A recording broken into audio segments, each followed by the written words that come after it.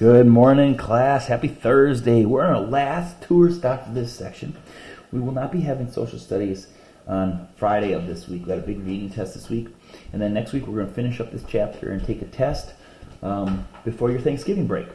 Our last chapter today is our national monuments. A lot of these monuments right in Washington, D.C. Yesterday we were at Washington, D.C. We were talking about the Capitol building where the laws are made. We never talked about, but there's the White House, and that's where we're going to start today. Our government buildings. The national government of the United States has 3 branches or parts. Each branch has a different role. Each branch helps promote the common good and protect people's basic rights. And each has a special building it calls home. Congress is the legislative branch.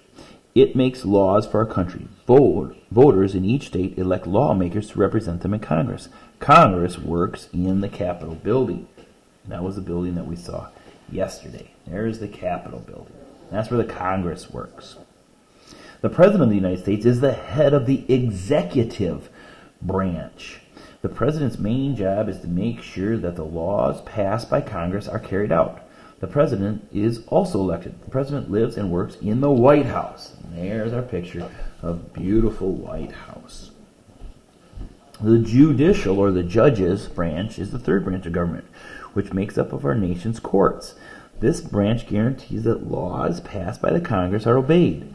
The courts are also seek truth and justice, and they decide questions and disagreements about our laws. For example, courts decide whether someone has broken the law.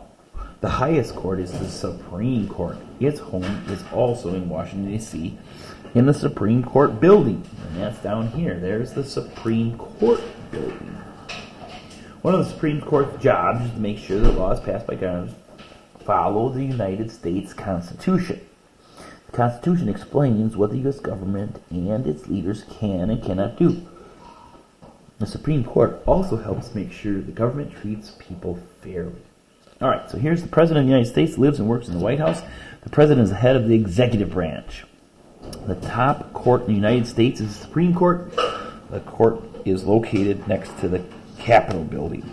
So this here is real close to this building.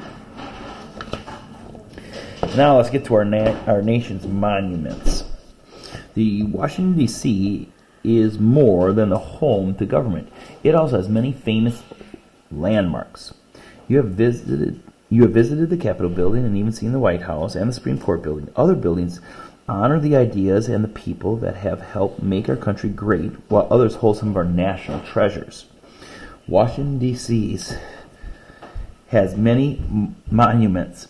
These are buildings that help us remember the important people or events. The Washington Monument celebrates George Washington, the first president of the United States of America. And there's a nice picture of the Washington Monument. The Jefferson Memorial honors Thomas Jefferson, our 3rd president. Jefferson also wrote the Declaration of Independence. This document says all men are created equal, and it gives some of the main ideas that have shaped our government.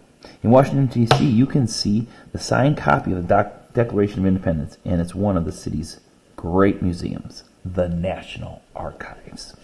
The Lincoln Memorial, that's on the left, the Washington Monument, that's in the middle, and the Capitol, there it is, in the background, are 3 of the most famous landmarks of our country.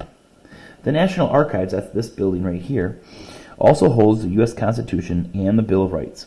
The Bill of Rights, which lists our most cherished freedoms, has added to the Constitution in 1791.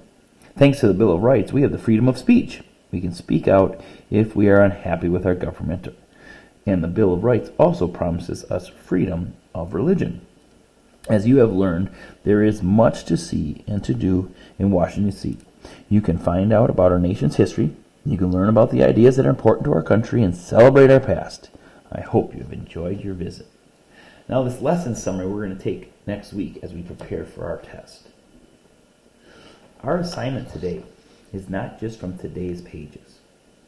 This assignment will require you to go back and take a look at some of the other assignments that we've already done. Stay tuned for the second video for me to help you with that assignment.